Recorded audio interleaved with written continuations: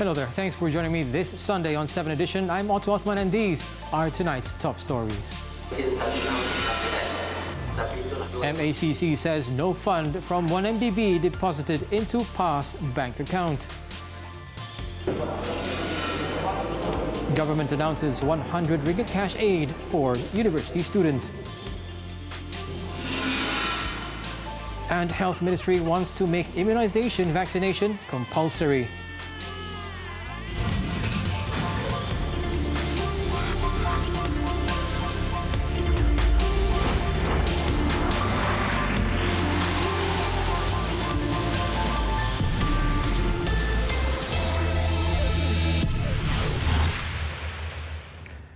We begin tonight's bulletin with this story. The Malaysian Anti-Corruption Commission MACC today confirmed that PAS did not receive 90 million ringgit from One Malaysia Development Berhad 1MDB. Its Chief Commissioner, Datuk Seri Muhammad Shukri Abdul, said investigations carried out since February 6 did not find any transaction showing the money was deposited into PAS bank account as previously alleged.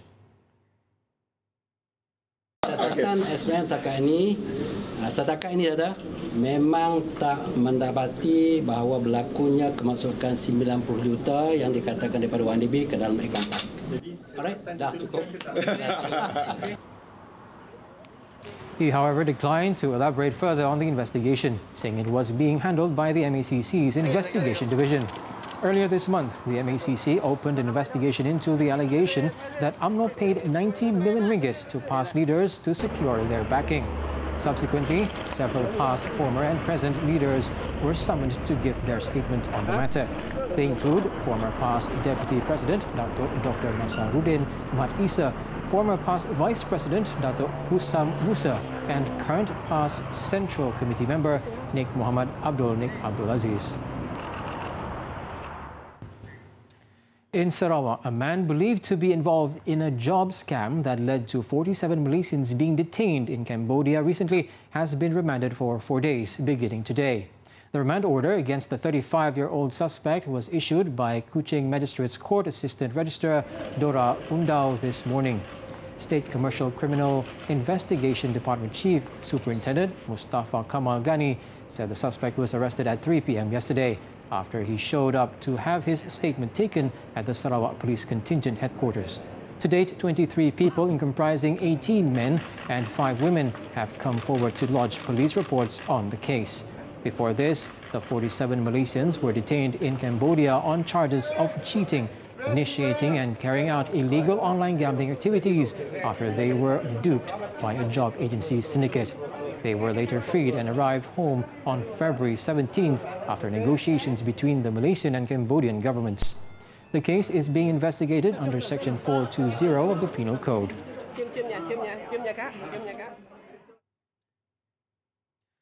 A Malaysian man arrested in 2017 has been sentenced to 5 years in prison for smuggling more than 6 million cigarettes into Australia.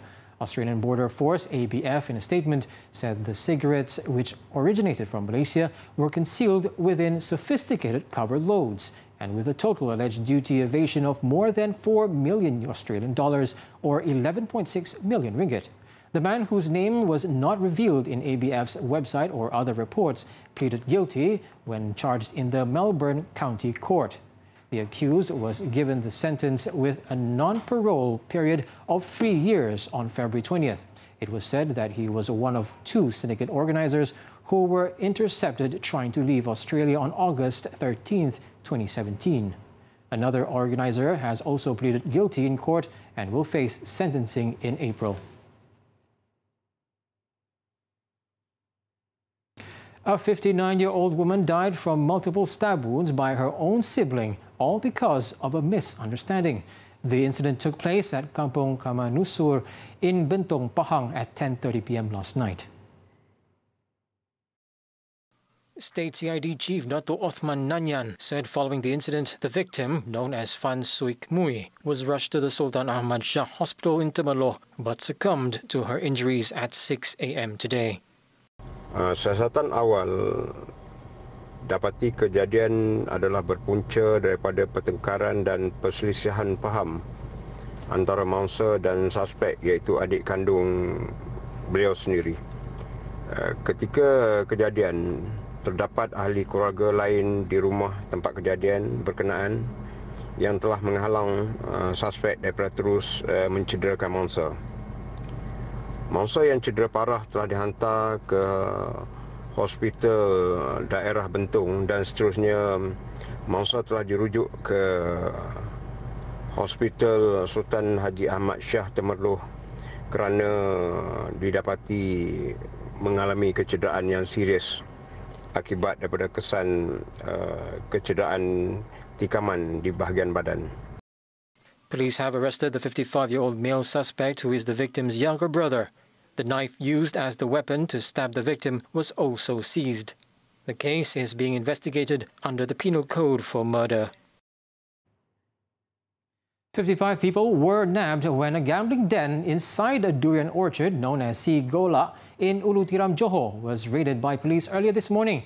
All of the gamblers were too absorbed in the cockfight that was taking place and failed to realize they've been surrounded by authorities. The scene at the Kampung Sri Perdana Batu 18 in Sungai Tiram was very much like a lively mini casino, complete with food and drink stalls. It was understood that the operators of the gambling den would rake in huge profits from the crowd and bets placed on the roosters in the cockfights. Ops Dadu yang terdiri daripada 10 pegawai dan 55 anggota yang terdiri daripada bahagian di-7 GSJ IPK Johor, D4 IPK Johor dan dibantu oleh IPD Kulai, IPD Sri Alam dan juga Iskandar Puteri. Jadi hasil operasi yang dijalankan risikan selama tempoh hampir 1 bulan telah berjaya membawa kepada tangkapan seramai 54 orang lelaki dan 1 orang perempuan. Those arrested were 36 locals, 17 Indonesians, 1 Singaporean and 1 Nepalese. They were brought to the Iskandar Puteri Police Headquarters for further action.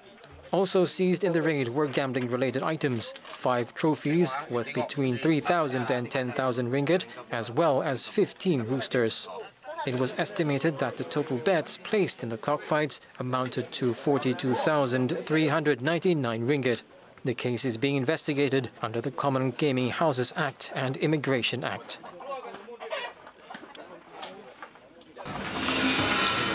Over in Selangor, police detected a karaoke joint in Puchong using the services of foreign women as guest relations officers or GROs to attract customers.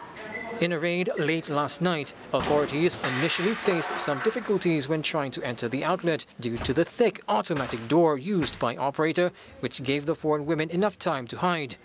But after an hour of searching, police personnel managed to find secret entrance to the hiding place used by the GROs. A total of 24 women, comprising Thais, Vietnamese and Laotians, as well as 2 teenagers aged 16 and 17 who were also working as GROs, were arrested. Also held 20 Bangladeshi and Myanmar workers, as well as a local woman, believed to be the outlet's caretaker. All those detained, including 142 customers, were taken to the Serdang Police Headquarters for further action. Police have arrested 12 teen motorcyclists between the ages of 16 and 23 at the Kajang Seremban Expressway, Lekas, earlier this morning for illegal racing. This after a successful COVID operation that saw police personnel disguising themselves as illegal racers before apprehending the culprits. The operation started at about 1 a.m, involving 5 officers and 34 personnel from the Bukit Aman, Selangor and Negeri Sembilan Traffic Investigation and Enforcement Department. It was revealed that some of the teenagers were showing off various daring acts, including the Superman and wheelie moves while speeding and against the traffic flow. Aksi ini dibuat di antara Tol Kajang Selatan di kilometer 3.3 dan sehingga di kilometer 5 dan berpatah balik dengan menyongsong arus kembali ke Tol Kajang Selatan. Aksi-aksi ini amat membahayakan diri sendiri dan juga pengguna jalan raya yang lain. Semua tangkapan dibawa balik ke trafik Kajang untuk tindakan siasatan di bawah Seksyen 42/1. At least 20 motorcycles were seized, including those belonging to the teenagers. The case is being investigated under the Road Transport Act. The operation ended at 6 a.m. A teenager was killed on the spot after she was thrown out of an MPV when it skidded and overturned at Jalan Sungai Besi in Kuala Lumpur earlier today. The deceased was identified as 16-year-old Chin Sin Chi. The Toyota Innova was carrying 2 other women and 3 men aged between 16 and 25 when the 5 a.m. crash occurred. 2 of them were seriously injured, while the rest sustained minor injuries. It was understood that the MPV driver, Goh Kai Shen, aged 19, lost control of the vehicle while it was heading towards the Seremban Highway. All those injured were sent to the University Kebangsaan Malaysia Hospital for treatment, while Chin's body was taken to Kuala Lumpur Hospital for post-mortem. The accident is being investigated under the Road Transport Act. The Health Ministry will table a proposal and policy to make immunization vaccination compulsory. Health Minister Dr. Zulkifli Ahmad said he would bring the matter to the Ministry's post-Cabinet meeting. Should it receive support, it will then be brought to the Cabinet. Dr. Zulkifli also said he's expecting there will be arguments supporting or against the proposal and assured that the Ministry will consider all views seriously. Meanwhile, his deputy, Dr. Lee Boon Chai, said the vaccination for toddlers 9 months old and above is currently only 89%.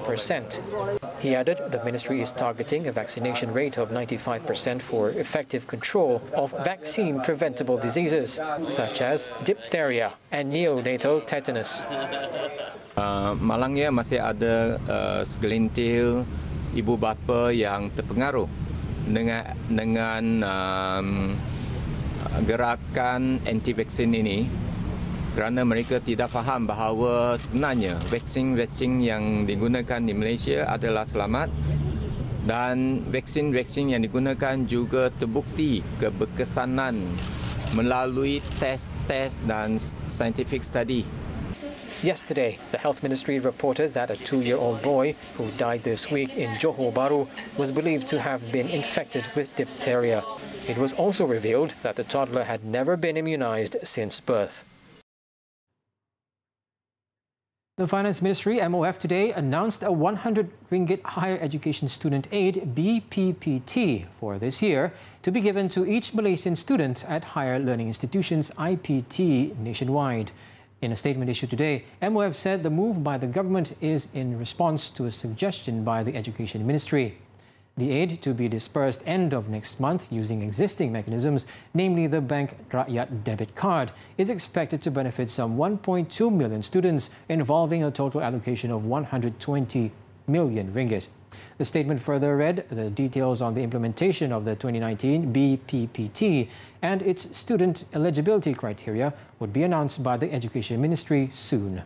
The disbursement of the BPPT is in tandem with the government's announcement on February 20th to provide cost of living aid BSH of 100 ringgit to Malaysian singles, expected to benefit more than 3 million individuals and involve an allocation of 300 million ringgit. After the break, another hygiene issue caught on camera. Details next.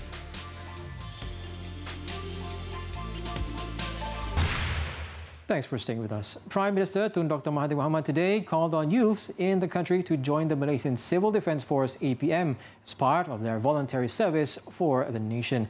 He said although the agency has been around since 1952, not many from the younger generation have shown interest to join it. According to Tun Dr. Mahathir, with just the right amount of exposure, the APM can entice the younger generation to join the voluntary body. The Premier believed one of the reasons for the lack of interest among the youths was that many don't know of APM's roles and functions in helping society.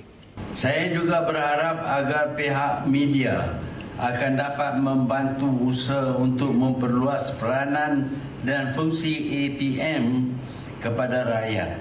Masyarakat perlu sedar di dalam banyak keadaan bencana, sama ada kebakaran, kemalangan maupun apabila seseorang individu itu pingsan, APM adalah barisan paling hadapan sebelum agensi-agensi kerajaan sampai untuk membantu.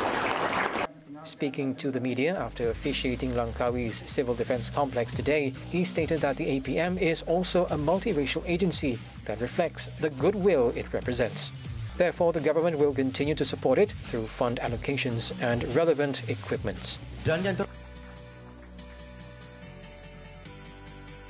Finance Minister Lim Guan Eng said Malaysia's economy is going strong and the gross domestic product GDP is expected to expand a further 4.9% in 2019, albeit a decline in inflationary pressure. He added that the January 2019 Consumer Price Index (CPI) decline was not caused by recession or any kind of weak demand.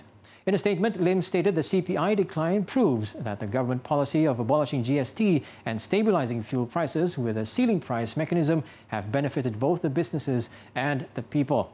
He stressed that January price decline was not due to weakening of demand or economic growth, but was largely caused by supply factors in the form of cheaper input costs, particularly cheaper fuel prices. Lim noted that the RON 95 petrol was 13% cheaper in January compared with a year ago and has positively affected the prices of goods and services.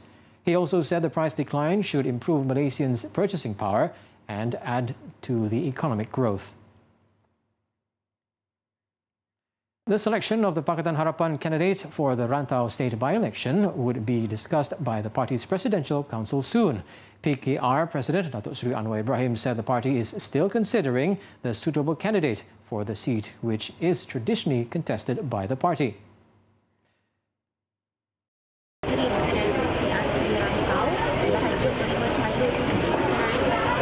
Itu sedang kita pertimbangkan. Nanti kita bincang. Belum. Kalau nak pun kita pertimbangkan. The Rantau by-election is being held after the Federal Court on February 18th upheld an election court's ruling to nullify the result of BN's Datuk Seri Muhammad Hassan winning the seat unopposed in the last general election. Chief Justice Tan Sri Richard Malanjun, who chaired a five-man bench, made the ruling after dismissing the appeals brought by Datuk Seri Muhammad and the Election Commission against the election court's ruling on November 16th last year. Now, it's time for our daily segment, Clickbait, where we take a look at what's trending and making rounds in the cyber world today. Everyone enjoys seafood, and just like any dish, we'd expect the dish to be served appropriately. However, it's not the case for this man who attempted to kill fishes by smacking them on the ground in the back alley of a restaurant. Caught in the act, the video went viral on Twitter with over 9,000 views. Now, describing the act of being inhumane while using unhygienic methods of preparing food, netizens questioned the worker's disgusting act, despite clear guidelines by local councils. According to The Star, the Shah Alam City Council, MBSA, will be inspecting the restaurant as soon as possible. The head of corporate communications for MBSA, Shahrin Ahmad, explained that any food preparations should be done in the kitchen instead of the back alley of the restaurant. In response to the viral clip, one of the restaurant's former patrons openly mentioned that they've boycotted the outlet, while another pointed out that one can only imagine the respect the worker has for the customers if his attitude with the fish was as such. Now, updated as of 7 p.m, here are the top trending topics and searches on the internet today.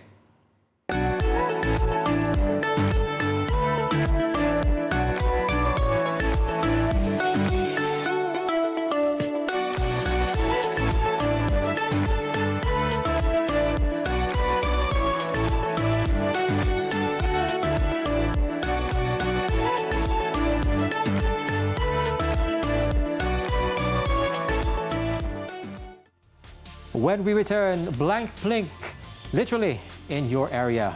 Don't touch that dial. Thank you for staying with us. In neighboring Indonesia, at least 30 fishermen boats were gutted by fires at Muara Baru Port in northern Jakarta, Indonesia yesterday evening. The scale of the fire forced Jakarta's fire department to send 23 of their vehicles to combat the fire. No fatalities were reported. However, 3 victims who experienced breathing problems were rushed to the nearby hospital for treatment. Cause of the fire is still under investigation.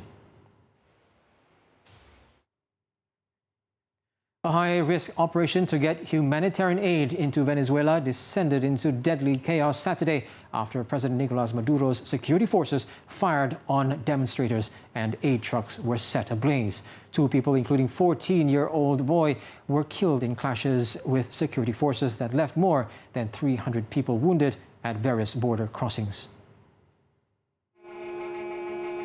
Despite a blockade by Maduro, opposition leader Juan Guaido had set a Saturday deadline for the delivery of food and medical aid stockpiled in Colombia and Brazil. Humanitarian aid, much of it from the United States, has become the centerpiece of the standoff between Maduro and Guaido, the 35-year-old leader of Venezuela's National Assembly, who declared himself interim president on January 24th. A boat carrying aid from Puerto Rico had to turn back after receiving a direct threat of fire. U.S. Secretary of State Mike Pompeo said the U.S. will take action as he condemned violence perpetrated by Maduro's thugs. Maduro announced on Saturday his government had severed diplomatic and political ties with Colombia and would expel some Colombian diplomatic staff after the latter assisted the opposition's effort to bring humanitarian aid into the country. A group of Venezuelan soldiers have crossed the border into the Colombian border city of Cucuta to help transport aid in defiance to their president. Hundreds of volunteers were frustrated in their attempts to collect the aid at the Colombian border, pinned back by Maduro's security forces. Venezuela is gripped by a humanitarian crisis that has seen poverty soar during a prolonged recession and hyperinflation. As 7Edition draws to a close, we leave you with the latest video from Tiny Kitchen. This time, it's everyone's favorite Vietnamese sandwich, banh mi. Take a look. I'm Otto Othman. Thanks for watching and have a pleasant evening.